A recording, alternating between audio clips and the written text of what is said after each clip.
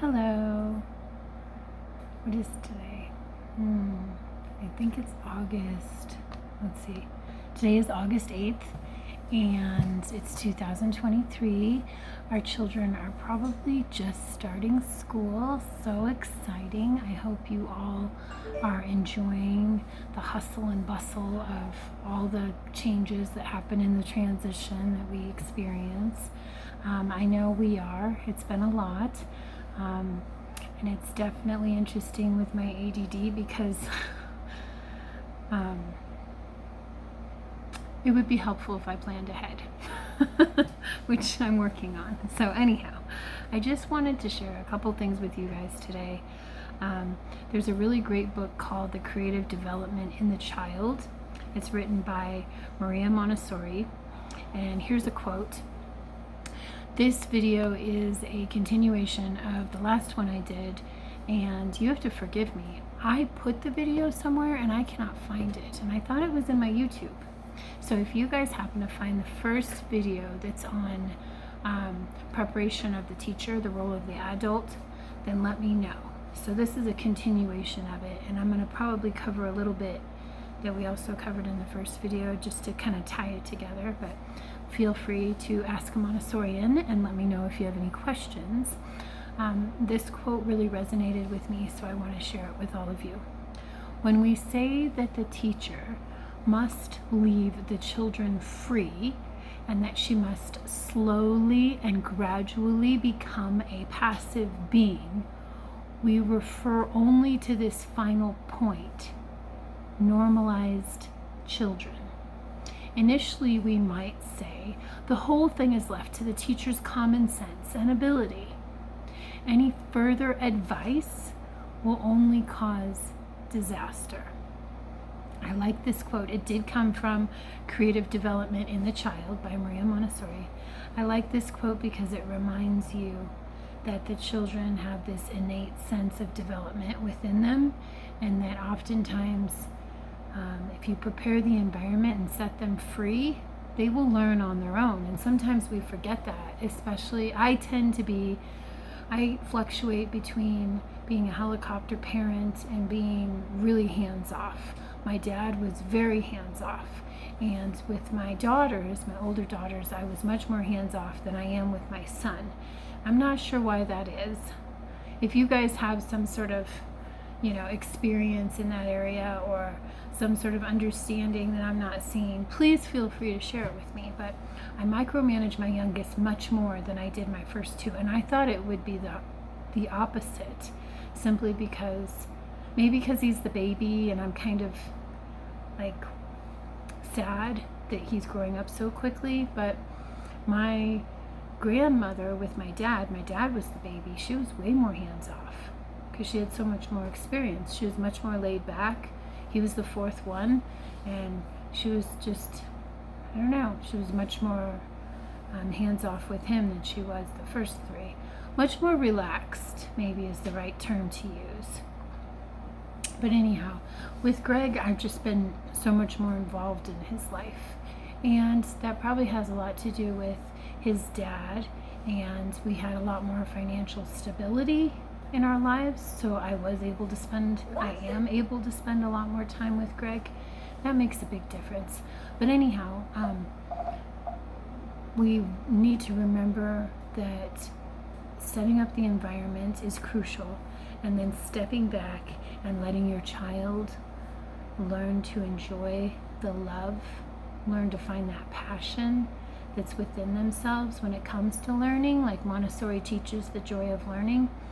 So yeah, just kind of step back and observe, and you'd be surprised at what your children can teach you as a parent. So as a Montessori guide, you have to make the decisions because you are the adult on ground zero. If you decide to bend a Montessori principle, just know, you need to know why. Why are you bending the principle? What's the intended outcome? How will you measure your success? How much time have you set aside to test this approach? And what is your exit strategy? Because as teachers, we're going to be constantly evolving. And as long as you take careful notes and your goal is to focus on following the child and building their concentration, you're going to come up with your own tips. You're going to come up with your own techniques that will help you become more successful in the classroom. Just keep these factors in mind. And as you work with children in your care, there are some fundamental steps that you need to follow. Like I mentioned before, preparing the environment is a basic fundamental need for us as teachers. Like the chart of fundamental needs. It's very important that we prepare the environment. And that's what creates the structure, like that unseen structure that people they can't really, it's hard, unseen isn't the right word, but when people come into a Montessori classroom, sometimes it's not normalized yet, and it looks very chaotic, but it's at the teacher's discretion. It's the teacher's responsibility to prepare the environment and to continuously give lessons. And people who are not Montessori trained, so to the untrained eye, it looks like chaos. However, as the year unfolds, it becomes more and more harmonious and peaceful, and the children begin to concentrate more. And as the teacher gains experience year after year, the classroom becomes more and more normalized, and it's a beautiful thing to watch. And so preparing the environment is absolute must. Minimal what's the word I'm thinking of? It's like the first step, right? The very first step before you do anything else. You want to observe the behaviors of the children who are active in the environment. So observations, preparing the environment, doing your observations, taking notes on your observations, taking time throughout the day. You want to set aside different times throughout the week. Sometimes in the morning, if you do an hour to an hour and a half afternoon work cycle, you want to prepare, you want to sit down and set aside some time in the afternoons as well. Prepare an area for you to sit, change where you're sitting throughout the classroom. So sometimes you want to sit, you're going to get a different perspective depending on where you're sitting, but sometimes you want to sit in practical life. Sometimes you want to sit in the math area, and change that around so that you're observing and getting different perspectives throughout the week. Take careful notes and then compare your notes to the children's, to the notes that you've taken on the children's work on their lessons and how they're progressing in the classroom. Identify possible opportunities to modify the environment based upon those observed behaviors.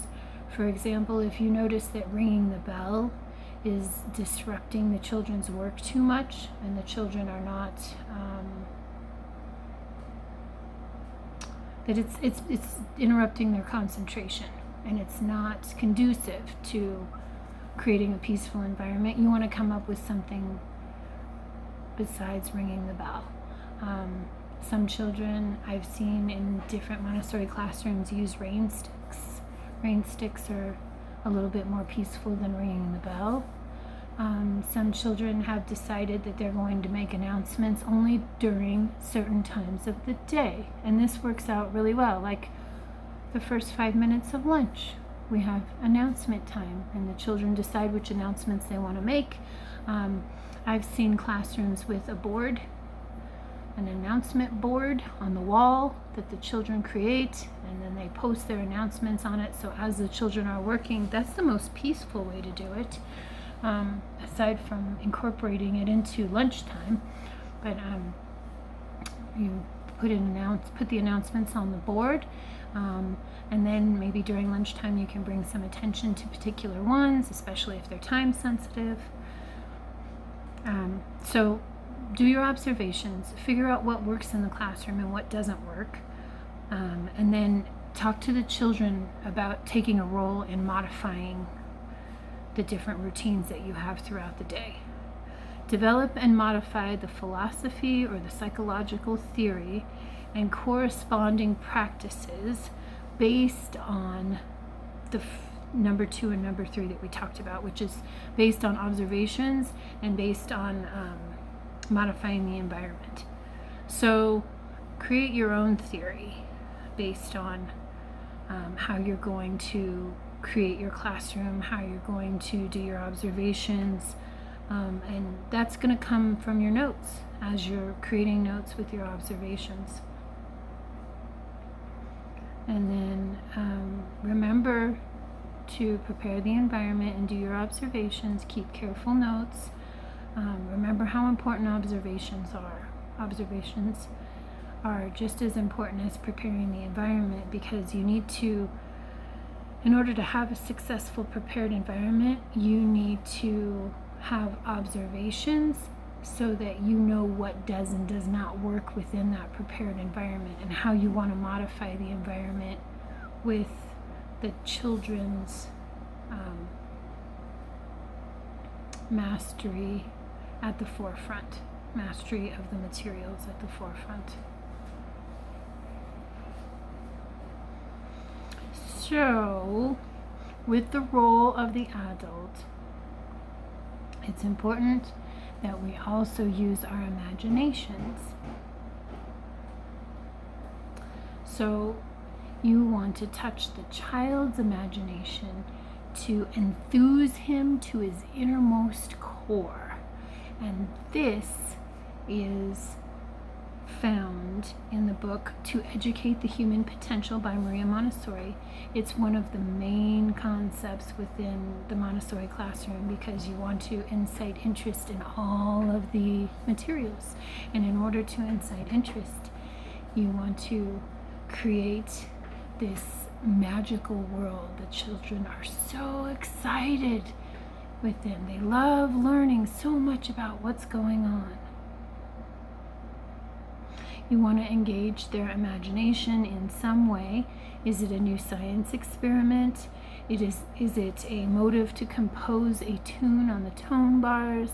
Is it a new art medium?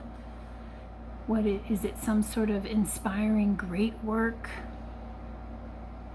So you want to use words in the classroom like, imagine that.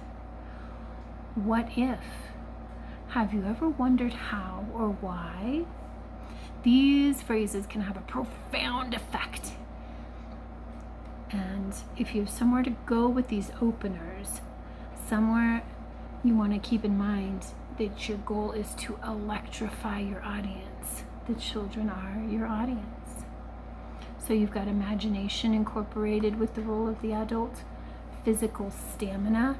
The children need a physical outlet. You want to incorporate physical education every day.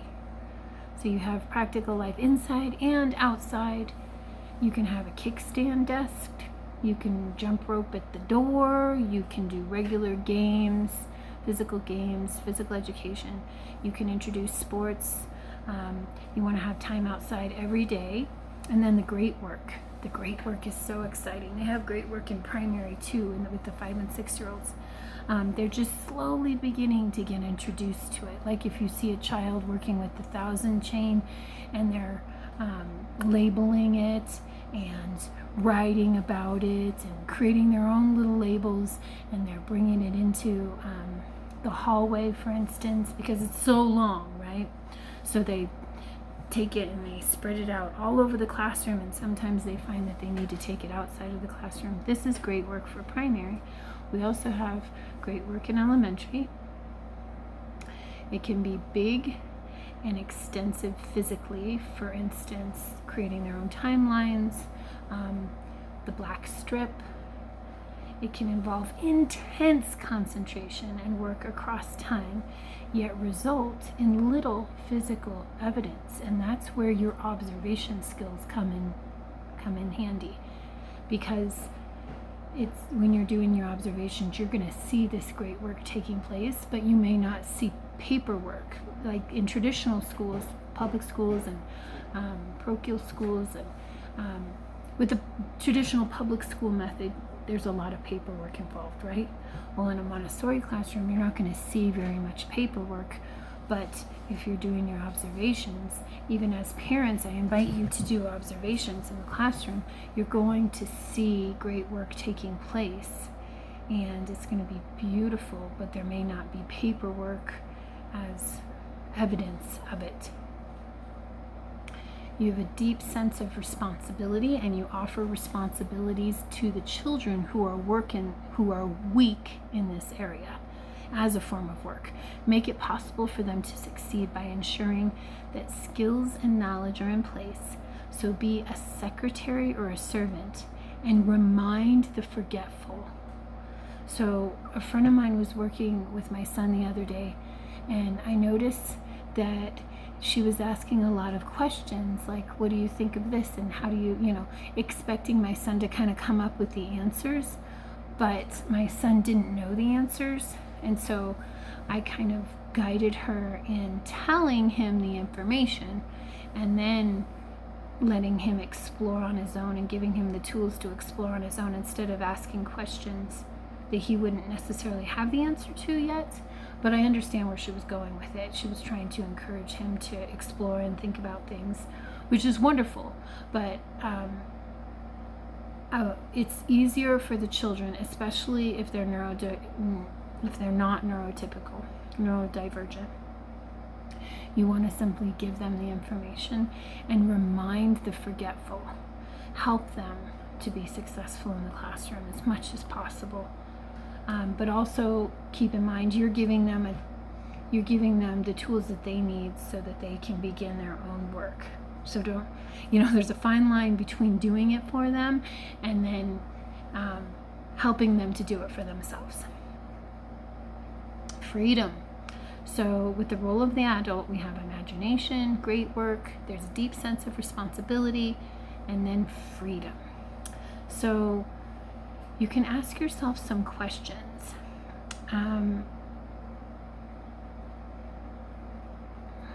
When children have been restricted in their behaviors, you're going to notice some things that are happening in the classroom. They flee, they'll go and hide behind a material, or they'll literally run out of the classroom. They passively resist, so they'll do apathetic work, substandard. I've seen my son do this if the teacher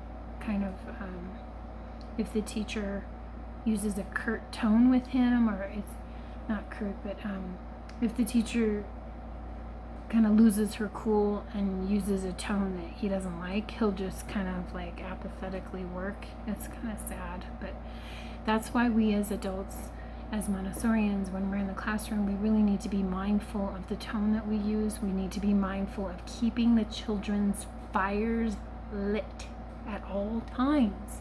This is a technique that comes with years and years of teaching, and you'll learn as you grow as a teacher, but it's really important that you do your observations, because you can see whether it's you or your assistant or another adult, a volunteer, another adult in the classroom, or the children. You'll notice as you're doing your observations that the children put each other's fires out too. So you want to pay attention. And when I say fire, I mean that bubbly, exciting, curious, and joyful desire to learn. You see it in the children every day. And I notice with Greg, when we're working together, my son, he's 11 now, I notice that it fluctuates, right, throughout the day. Sometimes he's really excited and vibrant. Sometimes he's exhausted. Sometimes he's upset about something. Sometimes, something's happening. And I notice that depending on how I work with him, I can start to put the fire out a little bit, or I can think about fires, right? Kindling, right? I can add kindling to it, and I can make it brighter and more beautiful, and so I do my best to maintain a personal connection with him that's very vibrant.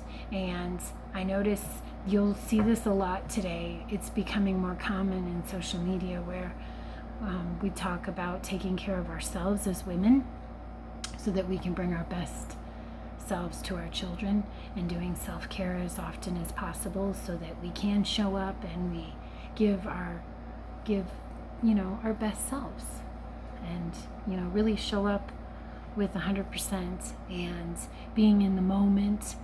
Like anxiety and depression. Anxiety is the future and depression is the past, right? So you want to do your best to be in the moment and show up for your children in your classroom as well.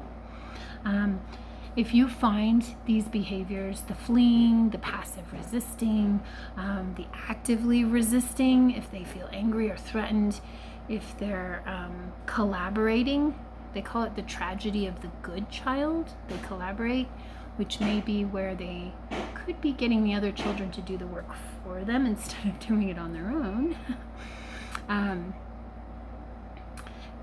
Recognize that they are responding to some interference with their freedom. So ask yourself, is it related to something that you, the teacher, are doing? Is it related to something you're not doing? Is it related to something someone else is doing or not doing? Is it related to somehow to the environment, how the environment has been prepared? Is it a reflex response or habit, something that the child may have gained outside of the classroom? Is it related to something that occurred in the child's past or is occurring in their family home life? So preparation of the adult. You have your albums. You want to be constantly referring to your albums. I love to network with other AMI teachers and look at their albums because we all had different trainers, we all had different experiences, and you might find some really wonderful nuggets, treasured nuggets of information in someone else's album that may not be in your album. So I'm always enjoying the opportunity to look at other people's albums. You want to take your continuing education courses.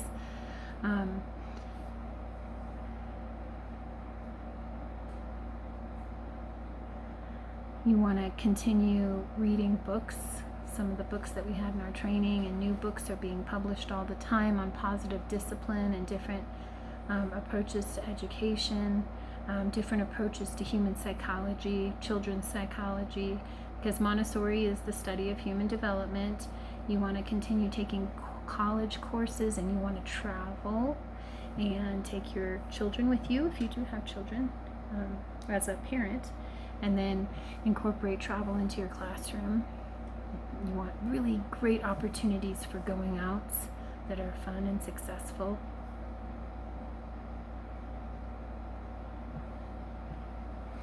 You want to have, this in itself is not enough, what I just mentioned. You want to have an ongoing enthusiasm for and interest in all phenomena that must be cultivated. This enthusiasm that you hold within your heart and you share with the children is infectious, and you will see in your observations that the children will have this enthusiasm every day, and it spreads throughout the classroom and they just love it. The adults should take a real joy in all that the world has to offer. The adult acquires an intimate knowledge of the Montessori materials. They understand the purpose and the potentials, and they have an enthusiasm for all that these materials offer. We develop humility, which is from the Latin humus, which means soil. The adult must grow accustomed to the position of servant to the child. And here's a quote from Maria Montessori, Her Life and Work, which is a book written by E.M. Standing. I don't know, what does the A.M. stand for? I have the book. I don't have it handy right now, but it was written by E.M. Standing, and it's her biography. The quote is, "The good servant prepares the dishes and places them on the table, but he does not take it upon himself to say to the master, 'You must eat this and not that.' Similarly, the good guide must make her or his preparations, but at the same time she or he must duly observe the limits of his or her interference. The adult must also have a sense of humor. You have to laugh at your own mistakes, and you also must laugh in the face of adversity. You want to manifest a real love for the children, a love that says, 'You're important to me, you matter to me.' This does not necessarily have to be expressed in hugs. That's primarily the role of the parent. And let's see, that is primarily the role of the parent. Creating an alternative attachment such as this may well not serve the child. So it's not a love expressed in hugs. It's a love that the child feels. They know that they are important to you, that you take the time to prepare this beautiful classroom for them, that you matter to them. A feeling of parental love towards children in a guides class can ultimately make life difficult for the children involved. Are they viewed as favorites by their peers? Are they confused? Do conflicts of loyalty arise in their minds when the guide says one thing and the parent another? Does the initiation of this relationship on the part of a guide inhibit or destroy the relationship between a child and a parent? So it's not a parental form of love. It's a form of love that is felt by the children. So this is an interesting concept too, because it can be confusing. But basically it's hard for me to differentiate, except in the fact that through your actions, your goal is to establish a connection with each child so they all feel special, and you're preparing your environment so that all of the children feel this sense of love. You can express this love. Here are some really great examples. Keeping promises and not promising what cannot be delivered. There's this really amazing book by Don Miguel Ruiz. He has the 4 agreements, and one of the agreements is your word is your bond. You're going to deliver to the child what he or she needs. You're going to be the best guide that a child could ever wish for. So you respect the child. You open new and exciting doors for the child. And then you withdraw until the child calls upon you. And you overcome any urge for other expressions. You need to be consistent in temperament and behavior. You possess a certain sense of self-awareness. You're responsible, hardworking, and have a sincere desire to be a Montessori guide in all meanings of the term. Montessori teaching should be a vocation and a mission, not a job. You want to eliminate an overemphasis upon the world of things and money.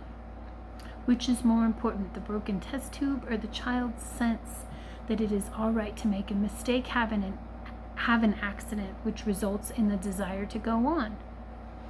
So, a lot of us may have been raised with this, where your parents get upset because something gets broken and your parents are concerned about having to pay to replace it.